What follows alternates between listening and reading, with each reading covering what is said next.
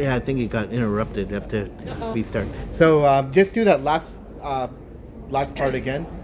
Yeah, so at Tiecon, I'm here. Startup grind. Yeah, I'm here at Tiecon to be part of Startup Grind. I was one of the mentors, coaching the founders, and it was an eye-opener for me. I have never met founders straight from India. So the federal government of India had actually sent 25 founders, all very mission-driven, altruistic founders who've come up with like amazing ideas to change the billions back home in India.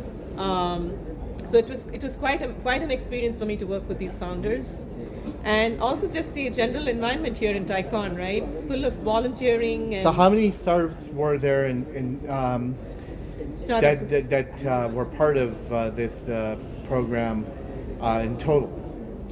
Hundred? I think Startup Grind had about 40 founders yesterday. And some were from India, especially 20 or... 25 had come from India, and I think it's just amazing. They had ideas such as, increasing the number of, or monitoring newborn babies in the wards in India. Like, wow.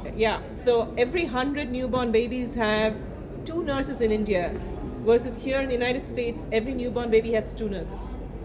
Right? So it's 2 nurses to 100 kids versus 2 nurses per kid. Right. And so you need monitoring tools in order for these babies to survive. So that was an idea. Second is roadside assistance like AAA being offered to the masses in India for 2-wheelers and 4-wheelers. Right. And then, water drones capturing up to 100 pounds of garbage in the ocean to clean the ocean. Right? These are just phenomenal ideas you wouldn't These are good dream because of. they want to make the world better, not just make money. They want to make India a better place, which is a population that's so massive, 1.6 billion people, and living in poverty. I mean, if you think of a newborn baby in a village, those mothers are just ill-equipped to be able to take care of any kind of illness. So I was, when I was a volunteer last year, or a couple of years ago at TIE, I was involved in the startup program.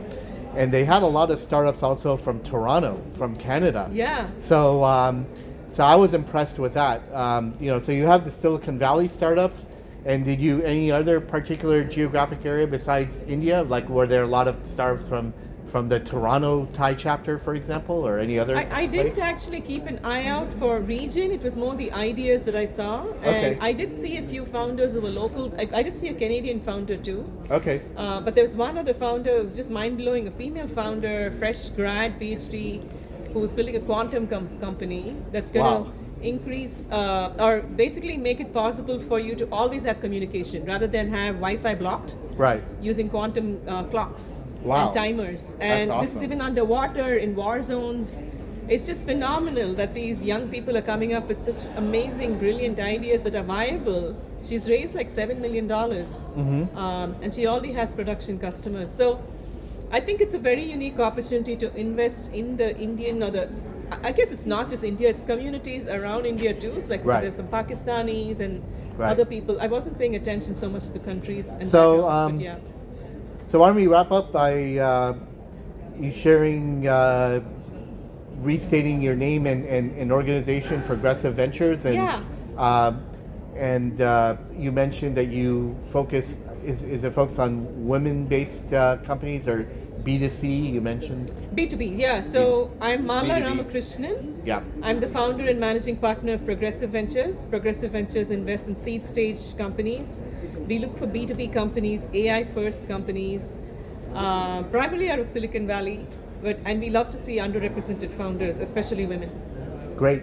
And do you invest in startups in India or Silicon Valley or anywhere? We invest only out of the United States today. Right. And to invest in Indian companies, that you need to clear certain regulatory requirements. So I'm not equipped for that. But after Tiecon, I'm very inspired to think of a fund which would do just that, exclusively think about investing in these ideas and these communities, especially because the amount of money they need to raise is so much lesser, and with such great impact, right? You can touch millions of lives with a few $100,000. So something that we consider for sure.